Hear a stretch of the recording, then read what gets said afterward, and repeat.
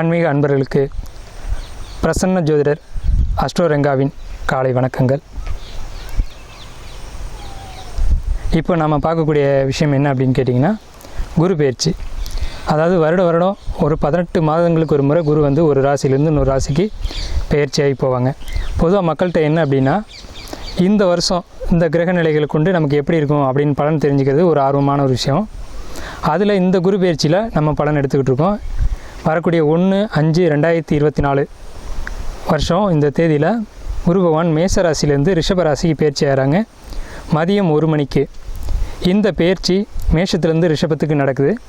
இதனால் எந்தெந்த ராசிக்காரர்களுக்கு நன்மை, யாருக்கெல்லாம் சாதாரண பலன்கள் நடக்குது அப்படிங்கிறத நம்ம தெரிஞ்சுக்கோம். இந்த ஆண்டு குரு பெயர்ச்சியில் மேச ராசி, கடக ராசி, கன்னி ராசி, விருச்சிக ராசி, மகர ராசி, கும்பராசி இந்த 6 ராசிகளுக்கும் நல்ல விதமான பலன்கள் அப்படிங்கிறது 100% நடக்க இருக்குது. அதே மாதிரி ரிஷபம், மிதுனம், சிம்மம், துலாம், தனுசு, மீனம் இந்த 6 ராசிகளுக்கும் மற்ற கிரகங்கள் சப்போர்ட் பண்ணாலும் குருவினால் ஒரு சப்போர்ட் கிடைக்குதா அப்படின்னா நியூட்ரலாக தான் இருக்குது. ஸோ இந்த ஆண்டு குரு பெயர்ச்சியில் இந்த 6 ராசிகளுக்கும் நன்மையாகவும் இந்த 6 ராசிகளுக்கும் சாதாரண பலன்களும் நடக்க இருக்குது. இதில் பார்த்திங்கன்னா, இந்த குரு பெயர்ச்சி ஆகிறது ரிஷபராசிக்கு பெயர்ச்சி ஆகிறாங்க. இந்த ரிஷபராசிக்கு பெயர்ச்சி ஆகிறதுனால என்னென்ன நல்லது நடக்க போகுது அப்படின்னா, கடக லக்னத்தில் இந்த குரு பெயர்ச்சி ஆகிறாங்க. ரிஷபம் அப்படின்ற ராசி வந்து காலபுருஷ தத்துவத்தில் 2வது ராசி. இந்த 2வது ராசின்றது கர்ம திரிகோண வீடு அப்படின்னு பேர். கர்மம்னா தொழில் அப்படின்னு அர்த்தம், கர்மம்னா பொருளாதாரம் அப்படின்னு அர்த்தம். அதாவது ஒரு மனிதனுக்கு 2 விஷயங்கள் அடிப்படையாக தேவை. என்னென்னு கேட்டிங்கன்னா, தனம், புத்திரம் அப்படின்ற 2 விஷயந்தான். மனிதனுக்கு அது இல்லாமல் வாழ முடியாது அப்படின்ற ஒரு விஷயம் இருக்குது. அப்போ இந்த கர்மம், புத்திரம் அப்படின்னு சொல்லக்கூடிய வீடு எதுன்னு கேட்டிங்கன்னா, இந்த கர்ம திரிகோண வீடுகள் தான். கர்ம திரிகோண வீடு சொல்லக்கூடிய ரிஷப ராசி கர்ம திரிகோண வீடுகளில் முதன்மையான ராசி. இது ரிஷபத்துக்கு குரு வர்றதுனால இந்த ரிஷபம் குரு அப்படின்றது வியாழவட்ட யோகம் அப்படின்னு ஜோதிடத்தில் சிறப்பாக சொல்லப்படுது.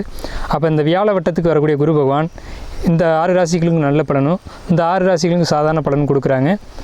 நம்ம இதை தாண்டி காலபுருஷ ராசி தத்துவத்தில் 4வது ராசியான கடகராசி இந்த 2024ஆம் ஆண்டு நடக்க இருக்க இந்த குரு பெயர்ச்சி கடகராசிக்கு என்ன விதமான பலன்களை கொடுக்க இருக்குது. முக்கியமாக இந்த ராசி பலனே இந்த ஆண்டு பார்த்திங்கன்னா கடகராசி தான் பீக்கப் போகும். ஏன்னா அவங்க தான் இப்போ பயத்தில் இருக்காங்க. அஷ்டமச்சனி அப்படின்னு சொல்லக்கூடிய ஒரு கான்செப்டில் பயத்தில் இருக்கீங்க. ஸோ உங்களுக்கு நல்லது நடக்குமா, கெட்டது நடக்குமா, எப்படியாவது தப்பிச்சிட மாட்டோமா அப்படின்ற ஒரு கேள்விக்குறியோடு இருக்க உங்களுக்கு நான் சொல்லக்கூடிய பதில், இந்த வருடம் இந்த குரு பெயர்ச்சிக்கு மேலே உங்களுக்கு பெரிய நன்மைகள் தான் இருக்குதுன்னு நான் சொல்லுவேன், அடித்து சொல்லுவேன். காரணம் என்னன்றதை நம்ம வீடியோக்குள்ளே பார்க்கலாம். ஓகே, கடகராசி காலபுருஷ தத்துவத்தில் 4வது ராசி நம்ம சொல்கிறோம்.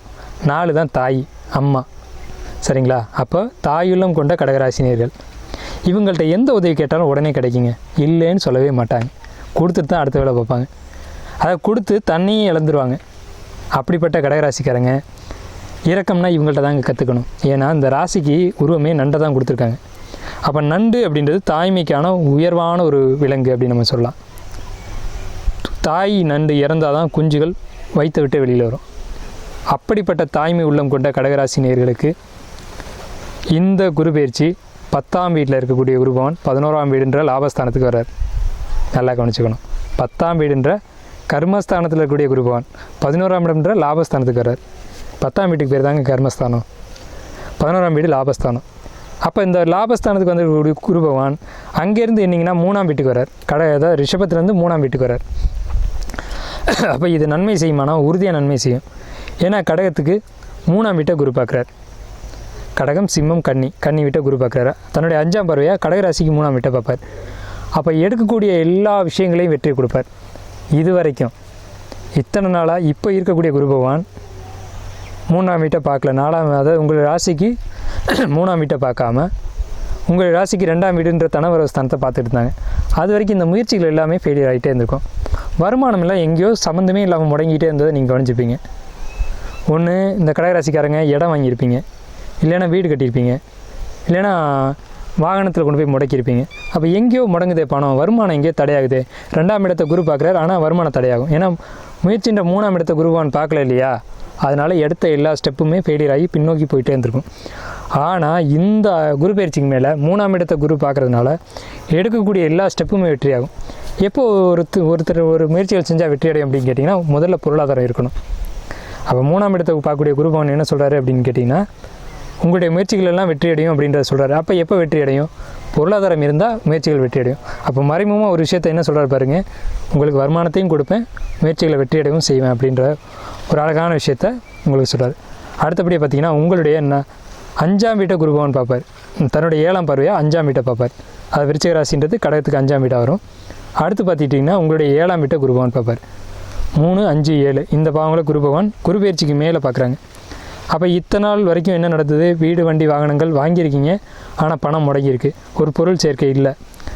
சொல்லப்போனால் 8ஆம் வீட்டில் இருக்கக்கூடிய சனி பகவான் உடலில் தொந்தரவுகளை கொடுத்துப்பார். முட்டி வலி, கால் வலி, வயிற்று வலி, வயிறு சம்மந்தமான உபாதைகள் இதெல்லாம் கொடுத்துட்டு இருந்திருப்பார். அப்போ இதெல்லாம் குரு பகவான் தான் கண்டுக்காமையே போயிட்டு இருந்திருப்பார். சரி உன் விதி அனுப்பிப்பு வா அப்படின்ட்டு போயிட்டே இருந்திருப்பார். ஆனால் இந்த சமயத்தில் உங்களுடைய 5ஆம் வீட்டை குரு பார்க்குறதுனால எந்த ஒரு பிரச்சனை இருந்தாலும் அதை நிவர்த்தி பண்ணி கொடுப்பார். ஏன் அப்படி சொல்கிறோம்னா, 5ஆம் இடம்ன்றது பூர்வ புண்ணியஸ்தானம். அப்போ பூர்வ புண்ணியஸ்தானத்தை குரு பார்த்துட்டாலே உங்கள் பூர்வ புண்ணியங்கள் என்னென்ன இருக்கோ அதெல்லாம் எடுத்து கொடுத்துருவாங்க. உங்களுக்கு என்னென்னலாம் கிடைக்கணுமோ, என்னென்னலாம் உங்களுக்கு யோகம் இருக்கோ அதை பூரா எடுத்து உறிஞ்சி கொடுக்க வேண்டியது குருபவனுடைய வேலை. 5ஆம் இடத்தை குரு பார்க்குறது மிகப்பெரிய ஒரு விசேஷம். அஷ்டமச்சனியை இது கண்ட்ரோல் பண்ணும். அஷ்டமச்சனி அப்படின்னு சொல்லி கவலைப்பட்டுகிட்டே இருக்காதீங்க. அதனால் இந்த குருபவனுடைய 5ஆம் வீட்டு பார்வை, 7ஆம் பார்வை 5ஆம் வீட்டை பார்க்குறது உங்களுக்கு ஏற்படக்கூடிய எல்லா பிரச்சனைகளையும் தடுத்து நிறுத்தும். கடகராசிக்கு தான் அஷ்டமச்சனி நல்லா இருக்காது அப்படின்னு பொதுவான கருத்து இருந்தாலும், இந்த குரு பயிற்சி 11ஆம் இடம்ன்ற லாபஸ்தானத்துக்கு வந்த குரு பயிற்சி நன்மை தான் செய்யும். ஏன்னா அது 5ஆம் வீட்டை 7ஆம் பார்வையை பார்க்கும். ஸோ இது பெரிய ப்ளஸ். அடுத்து பார்த்திங்கன்னா 7ஆம் வீட்டை குரு பார்க்குறது என்ன சொல்லுது அப்படின்னு கேட்பீங்க. 7ஆம் வீடு கலத்திரஸ்தானம் அப்படின்னு நம்ம பார்த்துருக்கோம். கலத்திரம் அப்படின்றது வாழ்க்கை துணை.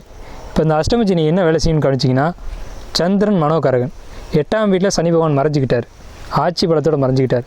தேவையற்ற மன உளைச்சல் கொடுத்து, தேவையற்ற குழப்பங்களை கொடுத்து, அந்த குழப்பத்தை எங்கே காமிக்கும்னா வாழ்க்கை துணைகிட்ட தான் காமிக்கும், வேறு எங்கேயும் காமிக்க முடியாது இல்லையா? அப்போ யார்கிட்ட சண்டை போடுவாங்க அப்படின்னு கேட்டிங்கன்னா, வாழ்க்கை துணைகிட்ட தான் சண்டை போடுவாங்க. அப்போ கருத்து வேறுபாடு, அந்த கலத்திரஸ்தானம் அப்படின்றது ஆட்டோமேட்டிக்காக பாதிக்கப்பட்டுரும். அஷ்டமச்சனினாலே வாழ்க்கை துணை அப்படின்ற ஒரு அமைப்பில் ஒரு பிரச்சனையை கொடுக்கும். ஆனால் 7ஆம் இடத்தை குரு பகவான் 9ஆம் பார்வையை பார்க்குறதுனால அந்த பிரச்சனையை சரி பண்ணி விட்டு கொடுத்து போகக்கூடிய ஒரு தன்மையை கொடுத்துருவார். யாருக்கு? வாழ்க்கை துணைகிட்ட. நீ எவ்வளோ வேணாலும் பண்ணு, நான் அப்படி தான் இருப்பேன் அப்படின்ற மாதிரி போயிட்டாங்க அப்படின்னா, எவ்வளோ அடித்தாலும் தாங்குறானே, இவனை என்ன பண்ணுறது அப்படின்ற ஒரு முடிவுக்கு வந்து ஃபைனலாக விட்டு கொடுக்குற நிலைமைக்கு நீங்கள் வந்துடுவீங்க கடகராசிக்காரங்க. ஸோ அப்போ என்னென்னா, ஒரு கலத்திர ஒற்றுமை, குடும்பத்துக்குள்ளே ஒரு சந்தோஷம், மகிழ்ச்சி, இது எல்லாமே யார் சொல்கிறா அப்படின்னு கேட்டிங்கன்னா குரு பகவான் சொல்கிறார். ஆனால் 8ஆம் வீட்டில் ஆட்சி பெற்ற சனி பகவான் 2ஆம் வீட்டை தான் பார்ப்பார். அதை கண்ட்ரோல் பண்ணுறது யார் பண்ணுறாங்கன்னா, அந்த 2ஆம் வீட்டை பார்த்து குழப்பத்தை சனி பகவான் ஏற்படுத்தினாலும் 2ஆம் இடம் தான் குடும்பம், கணவன் மனைவி குழந்தைகள் எல்லாம் சேர்ந்து தான் குடும்பம். அப்போ அந்த இடத்த சனி பகவான் பார்க்கும்போது என்னென்னா, குடும்பத்துக்குள்ள ஏதாவது பிரச்சனை பண்ண முடியுமா அப்படின்றத சனி பகவான் ட்ரை பண்ணிக்கிட்டே இருப்பார் ஒரு பக்கம். ஆனால் குரு பகவான் 7ஆம் இடத்தை பார்த்து அந்த பிரச்சனையை சால்வ் பண்ணிக்கிட்டே வருவார். அப்போ இந்த குரு பயிற்சினால் உங்களுக்கு நன்மைகள் தான் நடக்குது. 70% உங்களுக்கு நல்ல பலன்கள் கடகராசிக்கு உண்டு. உங்களுக்கான பரிகாரம் அப்படின்னா, மஞ்சள் நிற ஆடைகளை பயன்படுத்துங்க. ஏன்னா உங்கள் ராசிக்கு 9 கூடையவன் குரு பகவான். அதனால் பாக்கியஸ்தானாதிபதியை வலுப்படுத்த, அந்த 11 இருக்கக்கூடிய குரு பகவானை நீங்கள் வலுப்படுத்த மஞ்சள் நிற ஆடைகளை பயன்படுத்துங்க. இது உங்களுக்கான இந்த 2024ஆம் ஆண்டு குரு பயிற்சிக்கான பரிகாரம்.